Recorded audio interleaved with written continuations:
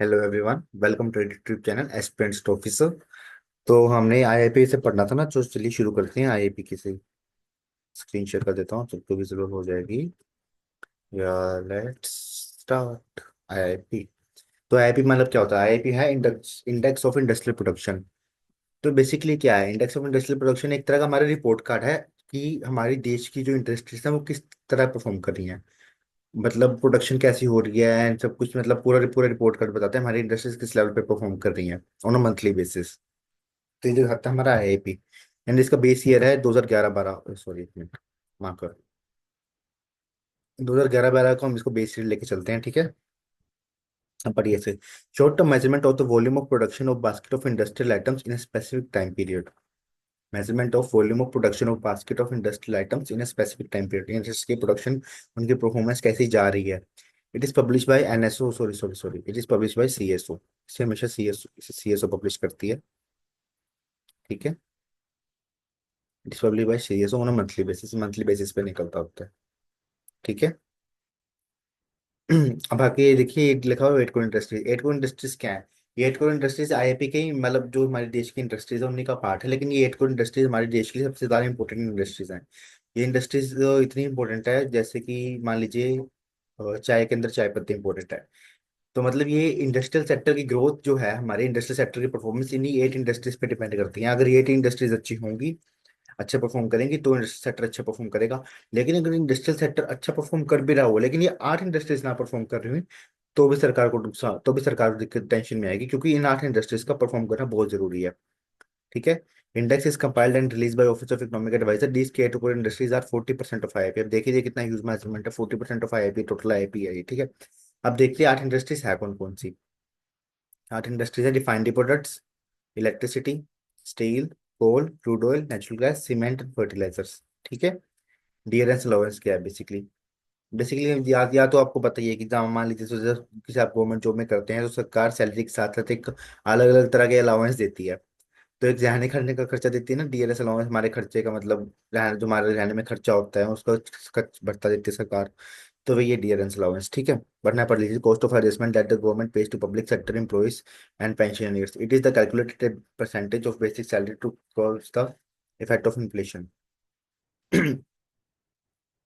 ये बेसिकली अगर मान लीजिए जब इन्फ्लेशन आता है तो प्राइस प्राइस वगैरह महंगे होते हैं, खर्चा वगैरह, हमारी लिव कॉस्ट ऑफ लिविंग भी बढ़ जाती है, इन्फ्लेशन आता है तो इसलिए सरकार डीएस अलाउंस देती है, ताकि लोगों के मतलब अपना मतलब जो खर्च, मतलब महंगाई हुई है उसे कवर कर सकें बेसिकली अपने ये सैलरी से। Borrowers gain and lender lose during inflation. इसका मतलब क्या हुआ, इसे हम देखते हैं लेंडर्स की पीओवी के हिसाब से, point of view. Lenders rate of return should be higher than the rate of inflation to stay in positive manner. अब रेट ऑफ रिटर्न क्या होता है? सबसे पहले टर्म है रेट ऑफ रिटर्न। इसका मतलब देखिए, एक सेकेंड। या रेट ऑफ रिटर्न मतलब ये होता है कि जैसे मान लीजिए हम कहीं इन्वेस्ट करते हैं, कहीं पे मनी इन्वेस्ट कर रहे हैं, तो हमें उसमें से कितना रिटर्न मिल रहा है। मान लीजिए हम सरकार से कोई बॉन्ड्स वगैरह ले रहे हैं, ठीक है। तो मान लीजिए उस बॉन्ड पे हमें 10% का इंटरेस्ट मिल रहा है। 100 रुपये का बॉन्ड है, तो हमें 10% का इंटरेस्ट मिल रहा है, और मान लीजिए वो 100 रुपये के हमें 110 रुपये मिल रहे हैं। लेकिन मान लीजिए इन्फ्लेशन वही अगर 11% चल रहा है या 15% चल रहा है, तो जो जो वो 100 रुपये की जो हम चीज ले रहे थे उस टाइम पे, वो बॉन्ड की बात नहीं कर रहा, कोई भी आइटम की बात, बॉन्ड में हमने 100 रुपये इन्वेस्ट कर दिए अपने, वो हमें उसके 110 रुपये मिल जाएंगे। लेकिन हाँ, अगर हम कोई चीज ले रहे हैं मार्केट से परचेज कर रहे हैं, मान लीजिए 15% का रेगुलेशन रेट है, तो वो 100 रुपये की चीज 115 की हो गई है, तो हमें 110 निकलवा के क्या करेंगे उसका? हमें तो 5 रुपये का नुकसान हो रहा है ना। इसलिए बोला गया है कि रेट ऑफ रिटर्न हमेशा हायर होना चाहिए इन्फ्लेशन के टाइम पे, ताकि जो पॉजिटिव मैनर में रहे चीजें। समझे आई बात? इसलिए इसका borrower gains and lenders lose during inflation. इसका भी मतलब समझिए, borrower gain and lender lose during inflation. इसका मतलब क्या है? मान लीजिए हम लोन वगैरह लेते हैं, ठीक है, सरकार मान लीजिए 10-10% का, मान लीजिए 100 रुपये का लोन लिया मान लीजिए, और हमें रिटर्न मान लीजिए हमें 2% का लगा के रिटर्न करना है, ठीक है। लेकिन वही बात है कि मान लीजिए उसको, जिसने 100 रुपये उसको दिए थे, लेंडर्स को, लेंडर ने जिसको दिए थे 100 रुपये, उसके 102 रुपये मिल रहे हैं।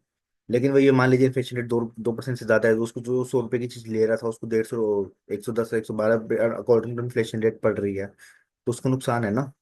वही बात की गई है यहाँ पे। तो ये बोला है rate of return should B high, अगर रेट ऑफ रिटर्न हायर होगा इन्फ्लेशन रेट से, तभी लैंडर्स को प्रॉफिट होगा, वरना नुकसान होगा, ठीक है।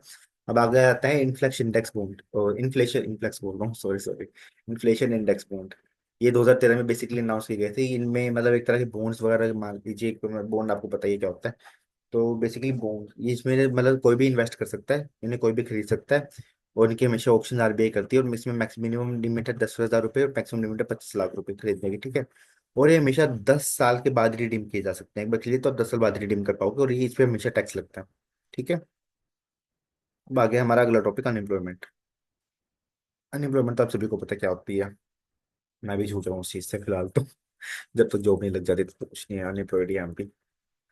अनएम्प्लॉयमेंट बेसिकली एक सिचुएशन है जहाँ पे इंसान को कोई काम नहीं करता होता, जिससे कि जॉब नहीं मिल रही होती, इस सिंपल भाषा में तो, ठीक है।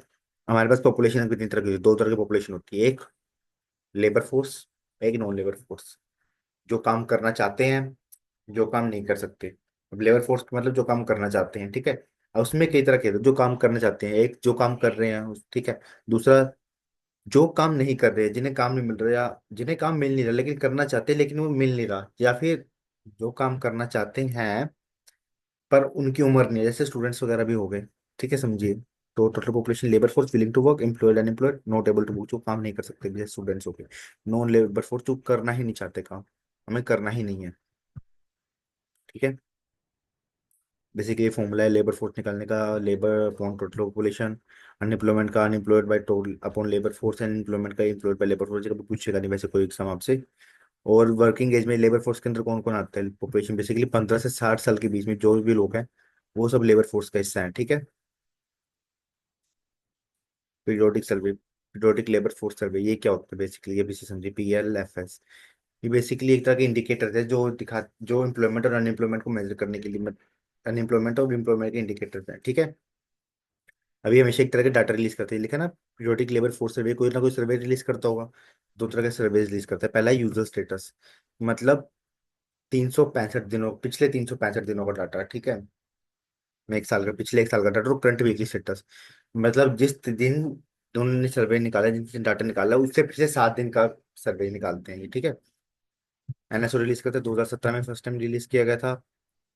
और ये मतलब it provide employment and unemployment of the individual in terms of activity, ठीक है। अनएम्प्लॉयमेंट ट्रैप क्या होता है?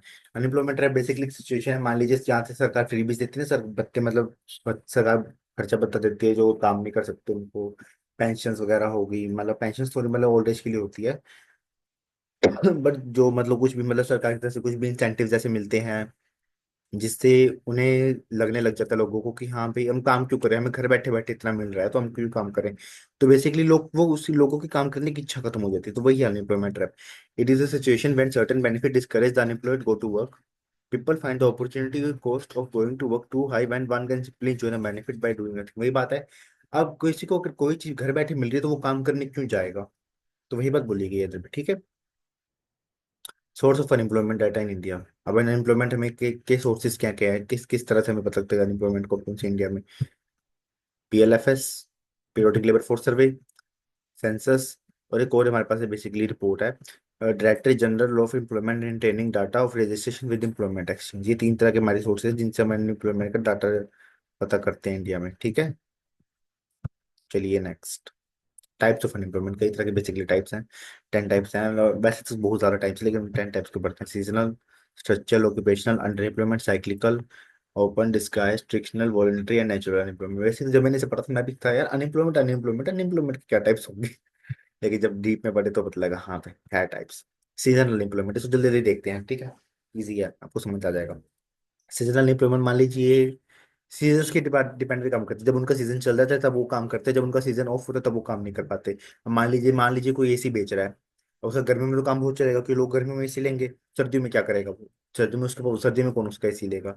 तो एक बात है, जब मतलब उसका अनएम्प्लॉयमेंट और एम्प्लॉयमेंट स्टेटस सीजन पे डिपेंड करे तो उसको होता है सीजनल एम्प्लॉयमेंट, ठीक है। टूरिज्म, लोग सर्दियों में ज्यादा घूमने जाते हैं, हिमाचल शिमला, और सॉरी हिमाचल शिमला तो गर्मी में जाते हैं बेसिकली, सर्दियों में जाते हैं बर्फ देखने के लिए। मतलब भाई मैंने आप AC वाला एग्जांपल याद रखिएगा, ठीक है, इजी रहेगा।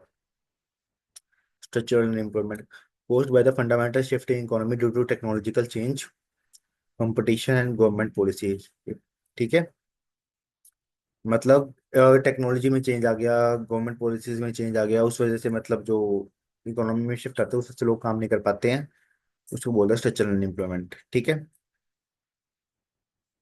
Occupational unemployment, this type of unemployment rise due to nature of work. वही नेचर ऑफ वर्क, मान लीजिए एग्रीकल्चर ऑक्यूपेशन है, कई सर्टेन मतलब कई बार लोगों को ऐसे आता है कि उन्हें काम नहीं मिल पाता। एग्रीकल्चर में लेबर होती है, जो कई बार होता है ना लेबरिंग, एग्रीकल्चर फार्मर्स भी इटसेल्फ, उन्हें कई बार ऐसा सिचुएशन आती है। अब वो चाल पूरे के पूरे मतलब मान लीजिए स्पेसिफिक चीज के कोई फार्मर है, वो 365 दिन तो खेती नहीं करता ना, उसके जो सीजन आता है वो तभी खेती करता है। तो ये तो ऑक्यूपेशनल अनएम्प्लॉयमेंट। ठीक है। नेचर ऑफ वर्क पे डिपेंड करता है। अब इसका ये मतलब है ना, देखिए अब सरकार, अब जैसे मतलब इसको अलग है ये थोड़ा सा, एक्चुअली इसको समझिएगा। और जो ये ऑक्यूपेशनल एम्प्लॉयमेंट है, और सीजन में तो हमने बात की थी, सीजन पे पूरे सीजन काम करता है वो। ठीक है। ऑक्यूपेशन में ऐसा होता है, मान लीजिए सरकार, फार्मर ने बीज बो दिए, वो सब कर दिया। ठीक है। फसल अब सिर्फ पकने को तैयार होने के वेट कर रहे हैं उसको। जब वो वेट करेगा उस चीज की, फसल के पकने की, तब उसको चेन टाइम में वो काम नहीं करेगा ना, तो वही ऑक्यूपेशनल एम्प्लॉयमेंट। ठीक है। नेचर ऑफ वर्क पे डिपेंड करता है। फ्रिक्शनल एम्प्लॉयमेंट, सर्च अनएम्प्लॉयमेंट, जब वो होता है ना, मतलब इंसान जॉब से सेटिस्फाई नहीं होता, मतलब वो जॉब पे जॉब तलाश करता है। 10 दिन कहीं और काम कर लिया, उसे नहीं चला, कहीं और ढूंढ गया, मतलब बेसिकली टेम्परेरी, मतलब परमानेंट कभी उस पर मतलब रहता नहीं है। टेम्परेरी मतलब कहीं रहता है, फिर जॉब ढूंढने लग गया, जब तो उसे परमानेंट जॉब नहीं मिल जाती, तो उस ड्यूरेशन जब वो जॉब ढूंढ रहा होता है, स्विच कर रहा होता है, जॉब में स्विच कर रहा होता है, जॉब टू जॉब, उसको बोलते हैं frictional employment. It is also called search unemployment, where an individual is searching for a job और स्विचिंग बिटवीन जॉब्स। ठीक है।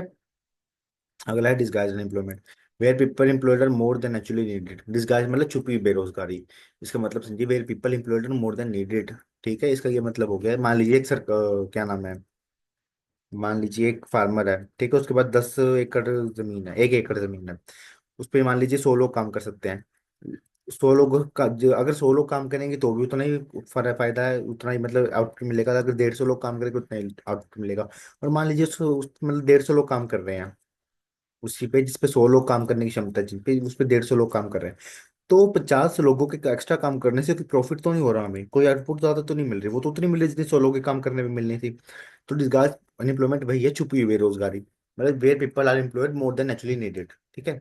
Cyclical unemployment, basically business cycle में जब रिसेशन आते हैं, रिसेशन और डिप्रेशन का टाइम पीरियड आता है, उस टाइम पे जो अनएम्प्लॉयमेंट होती है उसको बोलते हैं साइक्लिकल अनएम्प्लॉयमेंट। ठीक है। वॉलंटरी अनएम्प्लॉयमेंट, मतलब बंदा काम ही नहीं करना चाहता, वॉलंटरी, खुद से, मतलब कह रहे हैं unwilling to work at prevailing wage rate but have considerable income source which incentive them not to work. और मान लीजिए कोई, मान लीजिए मुझे कल को कोई कहते हैं कि तू 2,000 रुपये नौकरी कर ले, 2,000 की में नौकरी कर ले, लेकिन मान लीजिए मेरे पास कुछ ऐसे बेनिफिट्स आ रहे हैं कि मेरे पास 3-4 हज़ार का सामान तो फ्री में घर में आ रहा है, मैं 2,000 की नौकरी क्यों करूँ। बेसिकली वो 2,000 की नौकरी करके भी मेरे को अगर वही 3-4 हज़ार वही सामान जो 3-4 हज़ार में, 3,000 का फ्री में मेरे घर में आ रहा है, तो नौकरी क्यों करूँ मैं 2,000 की। वही unwilling to work at prevailing wage but have considerable income source which incentive them not to work. Open unemployment, basically open employment मतलब, चलिए इसको पढ़ते हैं पहले। Condition where people don't find job to meet their fundamental necessities, here the person might have the skill but is unable to grab the opportunity. In this type for unemployment people openly look out for job. मतलब वही बात है, देखिए मतलब मान लीजिए आपके पास मतलब स्किल्स हैं। ठीक है। आपके पास सब कुछ है, एजुकेशन नॉलेज स्किल सब कुछ है, लेकिन फिर भी लोग ढूंढ नहीं पा रहे हैं। वो ढूंढना चाहते हैं, जॉब करना चाहते हैं, लेकिन जॉब कर नहीं पा रही क्योंकि जॉब मिल नहीं रही है, तो वही है ओपन अनएम्प्लॉयमेंट। ठीक है। वही उसी कंडीशन को हम ओपन अनएम्प्लॉयमेंट कहते हैं।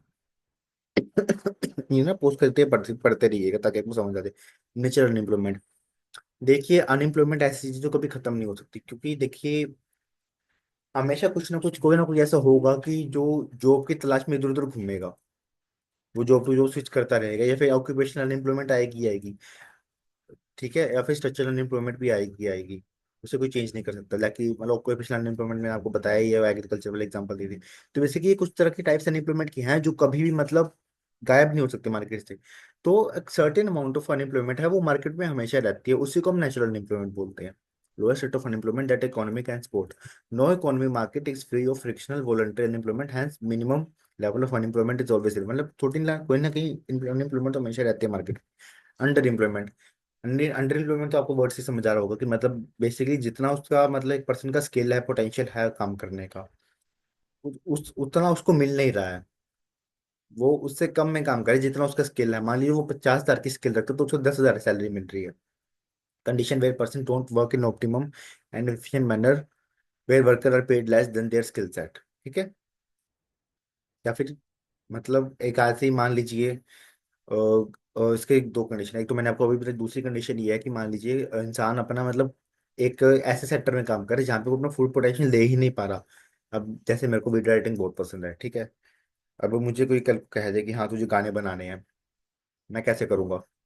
किस बात है ना, हाँ मैं सीख सूख के कर लूंगा, लेकिन वही है ना अपना जो मैंने मैक्सिमम आउटपुट जिस चीज में है मैं उसमें दे नहीं पाऊंगा अपने से। तो वही बात है, अंडर एम्प्लॉयमेंट, ठीक है। अनएम्प्लॉयमेंट के रीजंस क्या हैं? स्किल की कमी होना, ये आपको पता ही है, lack of education, lack of opportunity, और पॉपुलेशन बढ़ती, पॉपुलेशन भी, पॉवर्टी, नेशनल अनएम्प्लॉयमेंट तो एग्जिस्ट करती है, अंडर एम्प्लॉयमेंट भी एग्जिस्ट करती है। कोविड पैंडेमिक आया था जब काफी लोगों की जॉब छूट गई थी। कैपिटल इंटेंसिव टाइम, मशीनों का ज्यादा इस्तेमाल होना जिससे लेबर फोर्स कम हो रही है हमारी। लेबर जो है उसमें लेबर कम होती जा रही है हर एक इंडस्ट्री के अंदर। मिसिंग मिडल मैन, मतलब इंडिया में कभी इंडस्ट्रियलाइजेशन नहीं हुआ जिस जिस लेवल का यूरोप एंड वेस्टर्न कंट्रीज में हुआ था ना, यूरोप एंड वेस्टर्न कंट्रीज में, जापान में हुआ था, उस लेवल का इंडस्ट्रियलाइजेशन कभी इंडिया में हुआ ही नहीं है। तो एक्चुअली इंडस्ट्रियल सेक्टर हमारा कभी उतना ग्रो कर ही नहीं पाया है बेसिकली। हमारा इंडिया का शुरू से एग्रीकल्चर सेक्टर में ध्यान था। रिसर्च एंड डेवलपमेंट की कमी होना, ज्यादातर पॉपुलेशन हमारी एग्रीकल्चर में है, आपको पता ही है वो तो, कितनी पॉपुलेशन है एग्रीकल्चर में हमारी। वुमेन वुमेन वर्कफोर्स का कमी में कमी आना। वाइट कॉलर जॉब, मतलब ऑफिस जॉब लोगों को चाहिए, लोगों को ऑफिस जॉब करने ही नहीं है, तो ऑफिस जॉब का जो ट्रेंड है कि ऑफिस जॉब भी चाहिए हमें, करेंगे तो ऑफिस जॉब करेंगे। तो वाइट कॉलर जॉब कल्चर, तो इसकी वजह से लोग दूसरी जॉब करते हैं। स्टैगफ्लेशन, स्टैग्नेंट इकोनॉमी जो आपने हमने कल पढ़ी है, स्टैगफ्लेशन क्या होती है। पॉलिटिकल इंस्टेबिलिटी, पॉलिटिकल इंस्टेबिलिटी इस तरह से देखिए, मान लीजिए किसी बाहर की एमएनसी ने यहाँ पे इंडिया में इन्वेस्ट करना है, लेकिन अगर इंडिया में पॉलिटिकल इंस्टेबिलिटी होगी तो वो वहाँ पे क्यों इन्वेस्ट करेगा? वो इन्वेस्ट ही नहीं करेगा तो लोग एमएनसी यहाँ पे आएंगी, एमएनसी यहाँ पे नहीं आएंगी तो लोग काम नहीं, लोगों को एम्प्लॉयमेंट नहीं मिलेगी, लोग जॉब नहीं करेंगे। बेसिकली कुछ रीजन है अनएम्प्लॉयमेंट, ठीक है। मेजर्स क्या नहीं है इसके, बस लास्ट स्लाइड है या और नहीं चलना मुझे आपको, अब मुझे कल खेलना होगा उसके बाद। मेजर्स क्या नहीं है? ट्रेनिंग कराओ प्रॉपर यूथ की, सेल्फ लोग, ठीक है, ताकि वो काम कर सके। मैं एमजी नरेगा स्कीम आपको पता ही है, 100 डेज का वर्क मिलता है, उसमें सरकार खर्चा देती है। आत्मनिर्भर Bharat, basically made in India initiative, basically initiative है जो इनकरेज करता है लोगों को मतलब काम करने के लिए। पीएम कौशल विकास योजना बेसिकली स्किल इंप्रूवमेंट के लिए योजना है, ताकि लोगों की स्किल इंप्रूव हो सके। Startup India, India basically, startup India मतलब सॉरी आपको पता ही नाम से पता लग रहा है, stand up India and skill India, ये कुछ नाम, ये कुछ स्कीम्स है, गवर्नमेंट की इनिशिएटिव है ताकि स्टार्टअप कल्चर कर प्रमोट कर सके। एंड लोग गवर्नमेंट इसके लिए 5 लाख 10 लाख तक के लोन्स भी देती है, आपको पता है। अब तो फाइन, तो स्टार्टअप कल्चर बेसिकली वही बात होगी। कि आप अपना बिजनेस खोलो, आप खुद का स्टार्टअप करो, कुछ करो, छोटी मोटी दुकान से शुरू करो, लेकिन आप घर फ्री मत बैठो, पैसा कमाओ। तो बेसिकली ये प्रमोट करता है स्टार्टअप कल्चर को कि अपना स्टार्टअप करो अगर आपको काम नहीं मिल रहा तो। जवाहर योजना, रोजगार योजना बेसिकली एम्प्लॉयमेंट प्रोवाइड करने के लिए भी योजना है। तो बेसिकली ये कुछ योजनाएं हैं जिस scheme, new employment policy basically self employment के लिए एनकरेज करने के लिए है। और बिजनेस पॉलिसीज में गवर्नमेंट चेंजेस लेके आ रही है ताकि गवर्नमेंट लोग अपना बिजनेस कर सके। बिजनेस पॉलिसी थोड़ी इजी होंगी तो गवर्नमेंट मतलब सरकार अपना काम करेगी, अच्छे से जॉब करेगी, ठीक है। तो ये कुछ थी, ये था हमारा अनएम्प्लॉयमेंट और बचा कुछ इन्फ्लेशन का पार्ट। आई होप आपको समझ आया होगा। मिलते हैं नेक्स्ट वीडियो में, तब तक अपना ध्यान रखिएगा और अपना पढ़ते रहिएगा, ठीक है। Good bye, take care all, जय हिंद, जय भारत, वंदे मातरम।